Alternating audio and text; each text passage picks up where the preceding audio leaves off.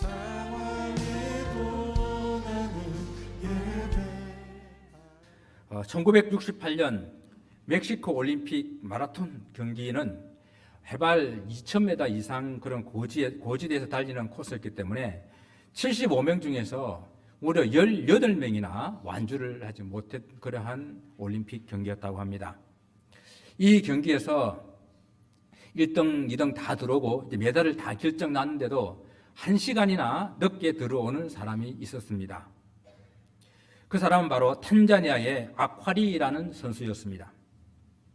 그는 원래 우승 유망주였는데 약 한 20km를 남겨두고 넘어지는 바람에 다리를 다쳤습니다. 20km 남았으니까 거의 포기할 정도인데 그러나 그는 포기하지 않고 피투성이가 되고 그리고 그 다리 위에다 붕대를 감고 다리를 쩔뚝거리면서 마지막까지 완주를 위해서 달려온 것입니다. 그가 육상 경기장 그 트랙 안에 들어왔을 때에 많은 사람들은 없었지만은 그가 결승점에 통과했을 때 많은 그런 남아있는 관객들이 아낌없는 박수와 찬사를 보내주었습니다. 그러고 난 후에 왜 그렇게 고통스럽고 힘든데 포기하지 않고 계속 뛰었느냐라고 기자가 물어보았을 때 아콰리는 이렇게 대답합니다. 내 조국은 마라톤 경주를 단지 시작만 하라고 나를 이 5,000마일 떨어진 멕시코 시티를 보낸 것이 아닙니다.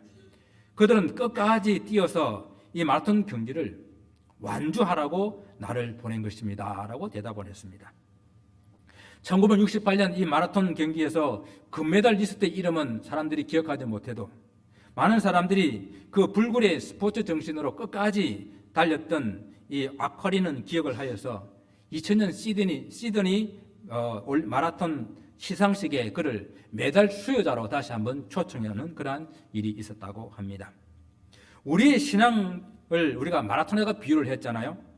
주님께서도 우리가 이 믿음의 경주에서 완주하라고 이 땅에 보내주셨습니다.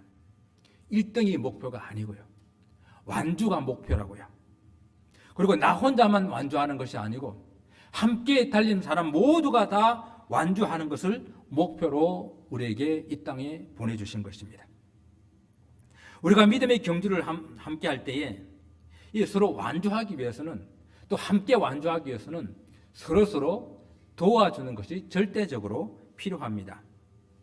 그래서 교회에서 우리가 함께 신앙생활을 하며 우리는 나 혼자만 달려갈 것이 아니라 우리는 주위를 돌아보아야 하고 살펴보아야 한다라는 것입니다. 저의 피곤한 손과 연약한 무릎과 저는 그런 다리를 가지고 있는 그런 성도들은 없는지 살펴보고 돌아봐야 된다라는 것입니다. 이는 단지 육신적인 그런 연약함을 말하는 것이 아니라 영육 간에 곤고하고 피곤하고 지치고 힘든 모든 삶을 말하는 것입니다. 믿음의 경주를 함께하고 있는 믿음의 동역자 여러분, 우리 모두가 이 믿음의 경주를 완주하기 위해서는 서로를 돌아보고 살피는 그런 노력이 필요하기에 오늘 본문의 말씀으로 우리가 이 함께 완주하는 이 믿음의 길에서 무엇을 힘써야 하고 또 무엇을 주의해야 할지를 살펴보기를 원합니다. 믿음의 경주에서 화평을 아주 중요한 덕목으로 말씀하고 있습니다. 사람들과 더불어 살면서 참 어려운 것 중에 하나가 화목하게 하는 거예요. 화평하고 사는 것입니다. 교회가 이 믿음의 공동체를 이루면서 서로 화평하고 화목하게 사는 것이 바로 그리스도께서 빛과 소금으로 살아라라고 하는 이 사명을 잘 감당하는 그런 길이 되거든요. 화평할 수 있기를 원합니다. 그런데 우리가 교회라고 하면은 싸우는 것으로 인식될 정도로 교회 안에 분쟁들이 참 많았잖아요. 그래서 정말 웃지 못할 그런 슬픈 유머가 있지 않습니까? 버스 안에서 두 사람이 막 싸웠습니다. 그러니까 옆에 있는 사람이 말하면서 왜 싸우냐? 여기가 교회냐라고 그랬대요. 교회에서 이렇게 싸우는 그런 모습들 너무나 많이 보아왔기 때문에 그런 것입니다. 세상에서는 뭐 싸우고 보기 싫으면 그냥 안 보면 돼요. 그러나 우리 믿음의 공동체는 그렇지 않지 않습니까? 정말 매일 보는 사람들, 그리고 일주일에 꼬박꼬박 보는 사람들, 적어도 일주일에 2번은, 한 번 이상은 보는 그런 우리들이 서로 화목하지 않고 힘들지 않습니까? 가끔 한 번 보는 사람들과는 또 뭐 적당하게 웃고 넘길 수가 있는데 매일 같이 생활하는 사람들과 이 화목한다는 것이 참 쉽지 않는 것 같아요. 그래서 저는 가끔 비즈니스를 부부가 같은 공간에서 하는 사람들 보면은 존경스러워요. 그런데도 그 비즈니스를 성공적으로 하는 사람들은 경이롭습니다. 어떻게 그것이 가능할까? 그만큼 더불어서 합평한다는 것이 어렵다라는 뜻입니다. 교회도 이 하나님 안에서 한 가족 같은 그런 공동체이기 때문에 자주 보면서 이게 화목하며 산다는 것이 쉽지는 않아요. 쉽지 않다고 교회에서는 포기할 수가 없습니다. 그런데 어렵지만 포기할 수가 없다라는 거예요. 물론 어떤 경우에서는 혼자 하시면은 더 쉽고 더 빠르게 잘할 수 있는 일들이 많이 있을 것입니다. 그러나 주님께서 원하시는 것은 혼자 빨리 잘하고 해치우는 것이 아니라 다 함께 좀 느려도 좀 아름답게 완성되지 못해도 다 함께 이루어 나가는 것을 우리 주님께서 기뻐하세요. 그래서 우리는 교회 안에서 이 화평함이라고 하는 것이 너무도 중요하다라는 것입니다. 우리끼리만 화평하는 것을 넘어서서 모든 사람들과 화평을 이루라 말씀하십니다. 그래서 사도 바울은 로마서 12장 18절 말씀에서 할 수만 있거든 모든 사람들과 더불어 화목하라라고 우리에게 권면하고 있지 않습니까? 여기서 모든 사람이란 말 안에는 내 가족에서부터 시작해서 우리 믿음의 공동체로 있는 우리 교회 식구들뿐만 아니라 교회 밖의 사람들, 심지어는 원수들까지도 우리가 그들과 화평하기 위해서 애써라라는 그 말씀이라는 뜻입니다. 아니, 내 가장 가까운 가족과도 화평하기 어려운데 어떻게 이것이 가능하겠습니까? 그래서 우리가 은혜를 받아야 돼요. 우리의 인격으로 안 되는 것이기 때문에. 하나님, 내 힘으로는 도저히 저 왼수를 사랑할 수 없고 저 왼수하고 화목하게 할 수 없습니다. 그러니 불쌍히 여기는 마음, 긍휼히 여기는 마음, 사랑스럽게 보이는 마음을 달라고 기도해야 돼요. 지금까지 했는데 안 된다고요? 그래도 다시 시작해야 됩니다. 화평케 하는 자는 복이 있나니 저희가 하나님의 아들이라 일컬음을 받을 것이라. 우리 주님께서 복음 중에 가장 복음인 이 산상수훈에서 말씀하지 않았습니까? 어딜 가든지 여러분을 가는 그곳에 화평이, 화목이 만들어지는 피스메이커가 되시기를 바랍니다. 이 화평함과 함께 애써야 되는 그런 성도의 삶은 거룩함입니다. 화평함이 이웃과의 관계라고 한다면 이 거룩은 하나님과의 수직의 관계입니다. 거룩함은 성도들이 소유해야 될 하나님의 거룩한 본질적인 그런 속성이에요. 그런데 하나님께서 내가 거룩하니 너희도 거룩하라 라고 말씀하셨거든요. 그래서 우리는 이 거룩함을 열심히 따라가야 돼요. 거룩함을 따르라는 이 말씀은 거룩한 삶을 살기 위해서 애써라라는 그런 말씀이에요. 우리가 알다시피 우리가 가만히 있으면 우리가 거룩해집니까? 이 세상에 있는 모든 것들은요, 가만히 놔두시면은 더 새로워지고 더 좋아지는 것이 하나도 없어요. 가만히 놔두게 되면은 먼지가 앓고 녹슬고 후패하는 것이 이 세상의 모든 것들입니다. 그래서 먼지를 털어내고 닦아내고 해야 되듯이 거룩하기 위해서는 부담 없이 우리가 계속해서 노력해야 한다라는 것입니다. 내 삶 가운데에 드덕드덕 붙어오는 그 세속적인 때들, 욕망들을 끌어내야 된다는 이야기입니다. 그래서 계속 거룩하기 위해서 애쓰고 노력하는 것, 그것이 곧 거룩함을 따르는 삶입니다. 근데 오늘 본문이 성경에서 너무 단호하게 우리에게 말씀하고 있어요. 이것이 없이는 아무도 주를 보지 못하리라. 거룩함을 따르라. 이것이 없이는 아무도 주를 보지 못하리라 라고 이렇게 말씀하고 있습니다. 주를 우리가 믿음의 길을 가고 있는 이 경주에서 이 거룩함은 경주를 완성하는 데에 아주 결정적인 그런 조건이 된다라는 이야기예요. 아무리 오랫동안 신앙생활을 하셨더라도 그 직분이 목사나 장로나 혹은 권사 그런 직분을 가졌다 하더라도 이 거룩함이 없이는 주님을 볼 수 없다라는 이야기예요. 우리가 모두 다 결성점을 향해서 완주를 향해서 믿음의 경주를 하고 있지 않습니까? 왜요? 그 종점에 우리 주님이 계시기에. 그래서 우리는 이 경주를 하고 있는데 주님을 보지 못한다고 한다면은 그가 완주하지 못한다, 그 결성점에 이르지 못한다는 그런 말씀입니다. 그래서 이 거룩하다라고 하는 것은 무엇입니까? 세상과 구별된 것을 말씀하는 거죠. 세상과 구별된다 그러니까 세상에 아무도 없는 저 무인도 같은 외딴 섬에 들어가가지고 아무 때도 묻지 않게 사는 것, 그렇게 해서 거룩한 것을 아니라 세상과 더불어서 살면서 세상 가운데에서 내가 하나님의 백성임을 나타내며 내가 하나님의 자녀로서 저 세상 사람들과 구별되게 살아가는 것, 그것을 성경은 거룩함이다라고 말씀하고 있어요. 물론 그렇다고 이 거룩한 삶을 나는 거룩한 사람입니다라고 다른 사람들에게 보여야 된다는 그런 의미는 아니에요. 이것은 또한 또 위선되고 거짓된 거룩함일 수 있죠. 이는 오히려 하나님을 만으로 여기는 더 큰 죄가 될 수도 있죠. 예수님 시대 때에 바리새인들이 있지 않았습니까? 이 사람들은 자기들이 상당히 경건하고 거룩한 사람이라고 스스로 자부하면서 살았던 사람들입니다. 그런데 그들의 그 기준에는 이 거룩하기 위해서는 항상 손에서 성경책을 놓아서는 안 된다 생각했어요. 길을 갈 때든지 누웠을 때든지 항상 하나님의 말씀을 읽는 것이 거룩하다고 생각했기 때문에 여러분 유대인들 여러분 주위에 있는지 모르겠는데 길거리 가면서 성경책을 펴놓고 읽으면서 다닙니다. 그래서 웃지 못할 일이 생겨서요.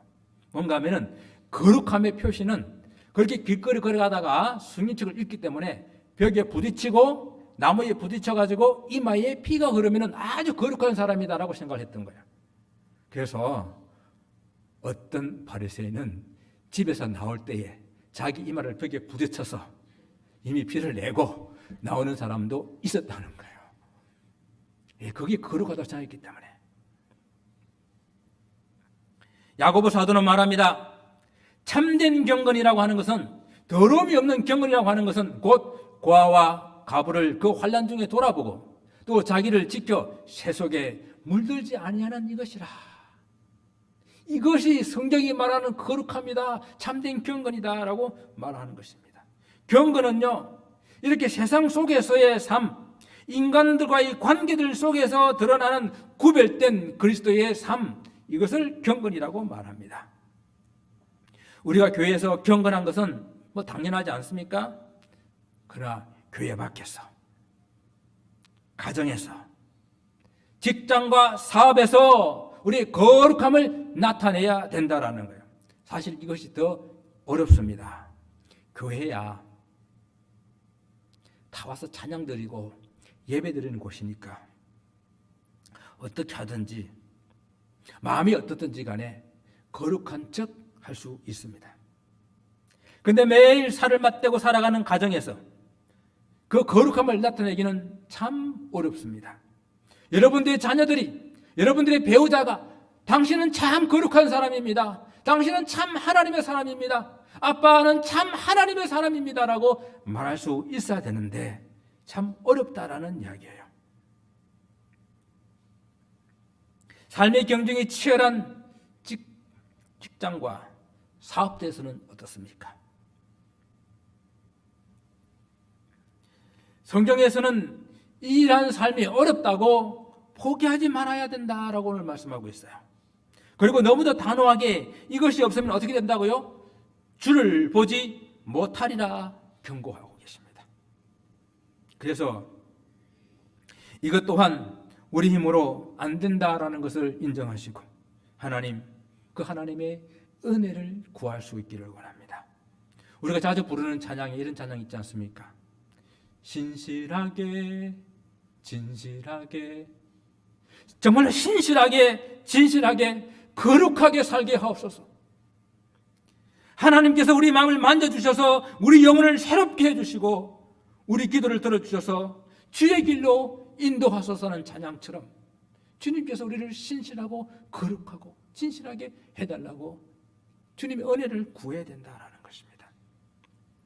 주님의 은혜 가운데에 거룩한 세상과 구별된 삶을 살아갈 수 있기를 바랍니다. 다시 믿음의 경주로 돌아가서 생각을 해봅니다. 우리가 믿음의 경주를 마라톤에다 비유를 했는데 이 마라톤에 선두에 달리는 사람들은 1등을 목표로 한다든지 기록을 이렇게 경신하기 위해서 열심히 달립니다. 그런데 마라톤은 완주를 목표로 하는 사람들이 훨씬 더 많아요. 그렇기 때문에 지난주에 LA에서 마라톤이 있었는데 그 마라톤을 보게 되게 되면은 떠나는 시간이 다 다르잖아요. 여자들이 좀 더 빨리 떠나고 그다음에 장애자들이 더 빨리 떠나고 그들 중에서 1등, 2등이 중요하지 않는 거예요. 그들이 정했던 그 완주 마치는 것 그것이 중요하기 때문에 달립니다. 그래서 중간에 혹은 후미에 달린 사람들은요 뛰다가 좀 걷기도 하고 또 좀 쉬기도 하고 중간에 힘들면은 주저앉기도 하고 또 주저앉아 있는 사람들을 왜 주저앉아 있느냐 같이 가자라고 이렇게 좀 이렇게 세우기도 하고 목이 말라 있는 사람들은 자기 가지고 있는 그 물을 주면서 좀 같이 물을 마시기도 하고 이러한 모습들이 중간에 있는 이런 중간에서 달리는 경기하는 사람들의 그런 모습입니다. 정말 그야말로 함께 달려가는 함께 경주하는 그런 사람들의 모습이라는 것입니다. 그래서 제가 앞에 말씀드린 두 가지의 그 보면은 우리가 적극적으로 함께 완주하기 위해서 애써야 될 그런 덕목이라고 한다면은 지금 제가 말씀드리려고 하는 이것들은 믿음의 경주를 함께 달리기 위해서 우리가 주의해서 살펴보고 돌아봐야 될 그런 내용입니다. 왜요? 우리의 믿음의 경주는 함께 우리가 다 완주해야 되는 그런 믿음의 공동체이기 때문에 그렇습니다. 그래서 우리가 달려가면서 하나님의 은혜에 이르지 못하는 그런 성도가 없는지 우리는 돌아봐야 돼요. 은혜에 이르지 못한다는 이 말은 일단 믿음 생활을 시작했는데 그 이유가 무엇이든지 간에 중간에 믿음에 끼어서 낙오되고 넘어지고 떨어져 나가는 그런 사람들을 말합니다. 교회는 더불어 함께 신앙생활하는 그런 공동체이기 때문에 그런 사람들을 잘 살펴보아야 돼요. 여러분들은 성도님들을 살펴볼 때 주로 무엇에 관심을 가지고 보십니까? 오늘 저분이 무슨 옷을 입었나? 손에 무슨 명품을 들었나? 화장을 어떻게 했나? 그런 거 보세요. 우리는 그렇지 않지 않습니까? 우리가 봐야 될 것은 오늘은 왜 저분의 얼굴에 수심이 가득 찰까? 다 함께 찬양의 은혜 속에 들어가는데 왜 찬양을 잘 못하실까? 왜 함께 하나님의 그 기도하는 자에 들어가지 못하실까? 우리는 성도들을 살필 때 이런 것들을 살펴야 된다는 이야기예요. 이런 것들을 살필 때에 믿음 생활 잘 하다가도 하나님의 은혜에서 떨어지는 일들이 일어나지 않습니까? 우리도 나도 그렇지 않습니까? 항상 믿음이 충만합니까? 그렇지 않을 때가 있잖아요. 낙심될 때. 근데 다른 분들도 무슨 이유인지 모르지만 그럴 때가 있다라는 거예요. 하나님의 은혜를 받고 열심히 봉사하던 그런 성도님이 갑자기 어느 날 좀 낙심하고 주저앉아 있는 그런 경우가 있습니다. 시험을 받아서 그럴 때도 있고 또 너무 지쳐서 그럴 때도 있고 또 그와는 좀 별개로 가정이나 어떤 생업에 너무 어려운 일들이 있어서 그럴 수도 있습니다. 그럴 때 다가와서 안부도 한번 물어주고 또 우리가 잘 아는 거 있잖아요. 아주 값싼 그런 카톡의 그 이모티콘 한 번씩 날려주고요. 여러분 이것이 별것 아닌 것 같지만요. 이런 작은 관심 하나가 다시 주님의 은혜를 바라보며 일어날 수 있는 지렛대 역할을 한다는 거예요. 여러분 지렛대가 뭔지 알죠? 큰 바위 같은 물건들을 그냥 옮기기는 힘든데 그걸 지렛대를 넣어가지고 하면 움직이잖아요. 우리의 작은 관심과 그런 사랑들이 이런 지렛대 역할을 해서 그를 다시 믿음으로 일어나게 할 수 있다라는 것입니다. 하나님께서는 우리 이 조그마한 관심이 은혜에서 떨어져 낙심하는 한 영혼을 일어나게 하는 그런 아름다운 일로 우리를 사용하시길 원하시기 때문에 우리 믿음의 길을 가면서 자주 주위를 돌아보고 주위를 살필 수 있기를 바랍니다. 두 번째는 썬뿌리가 사람들을 괴롭게 하지 않는지를 살펴봐야 됩니다. 교회 안에서 썬뿌리가 나서 사람들을 괴롭게 할 수 있습니다. 자, 일단 여기서 먼저 썬뿌리라고 하는 것이 무엇인지를 우리가 생각하고 넘어갑니다. 일반적으로 이제 많은 사람들이 썬뿌리 하게 되게 되면은 일반 심리학적인 상담에 영향을 받아가지고 어릴 때 받은 상처나 아픔이나 원한 같은 것으로 이해를 해가지고 그것이 사람 마음 깊숙한 곳에 자리 잡아서 계속해서 여러 가지 그 인격적으로 신앙적으로 성숙하지 못하도록 하는 그런 행동, 마치 어른 아이가 되는 그런 행동들을 썬뿌리라고 말을 합니다. 그런데 오늘 이 본문에서 말하는 썬뿌리는요, 신명기 29장 17절 이하에서 말씀하고 있는 우상 숭배와 불신앙을 인용한 그런 썬뿌리를 말하고 있습니다. 우상 숭배와 불신앙, 이것을 썬뿌리라고 말하는 것은요, 모든 사람들 마음 깊숙한 곳에 자리 잡고 있는 하나님을 불신하고자 하는 마음, 그리고 우상을 섬기자 하는 마음, 이것이 없어지지가 않아요. 여러분 성경을 보세요. 없애면 또 나타나고 없애면 또 나타나고, 이것이 썬뿌리라는 거예요. 우리 인류사 깊숙한 곳에 하나님이 아닌 다른 것을 섬기려고 하는 이 우상 숭배, 하나님을 불신하려고 하는 이것이 썬뿌리예요. 눈에 보이지는 않는데 이것이 썬뿌리로 자리 잡아서 그 사람을 온전하게 신앙으로 성숙하지 못하게 하는 이것을 오늘 이 히브리서에서는 썬뿌리라고 말을 하고 있습니다. 그러므로 이 썬뿌리는 하나님을 불신앙하게 하는 모든 원인이 되는 것을 말합니다. 겉으로 볼 때는 하나님의 백성인 채 하지만 그러나 그 마음 깊숙한 곳에는 자꾸만 하나님만 우상을 섬기고 하나님을 불신하려고 하는 그런 모습으로 사는 사람에게는 이런 썬뿌리가 있어서 자기뿐만 아니라 다른 사람에게도 악한 열매를 맺게 하는 이 썬뿌리가 있는지를 살피라는 거예요. 공동체에서 이런 썬뿌리를 살필 때는 중요한 원리가 하나 있습니다. 그것은 뭔가 하면은 먼저 내 속에 이런 썬뿌리가 없는지를 살펴야 되는 거예요. 다른 사람이 썬뿌리가 없는지 눈을 부릅뜨고 살피는 것, 그것보다도 먼저 내 속에 이런 우상 숭배적인 요소, 내 속에 하나님을 불신하는 이런 요소, 이런 것들이 없는지를 살펴봐야 됩니다. 썬뿌리는 겉으로 보이지 않는 것이 특징이잖아요. 그래서 나도 모르게 이런 썬뿌리로 인해서 불신앙적인 생각, 불신앙적인 말, 불신앙적인 행동들이 나온다라는 것입니다. 그래서 오랫동안 신앙생활을 했음에도 자라지 못하고 여전히 영적 어린 아이로 존재하는 것은 바로 이것이 썬뿌리인데, 이 썬뿌리가 단순히 그런 상처와 아픔과 그런 문제뿐만 아니라 이런 영적인 문제라는 것입니다.